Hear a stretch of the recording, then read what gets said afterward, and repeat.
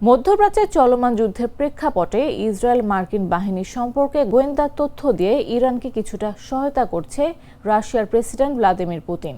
শুক্রবার মার্কিন সংবাদ মাধ্যম ফক্স নিউজকে দেয়া এক সাক্ষাৎকারে মার্কিন প্রেসিডেন্ট ডোনাল্ড ট্রাম্প বলেন, আমি মনে করি তিনি হয়তো তাদেরকে একটু আধটু সাহায্য করছেন। হ্যাঁ, এমনটা হতে পারে। ট্রাম্প আরও জানান, পুতিন হয়তো মনে করেন যুক্তরাষ্ট্র ইউক্রেনকে সাহায্য করছে, তাই তার দৃষ্টিকোণ থেকে ইরানকে কিছুটা সমর্থন করা হচ্ছে।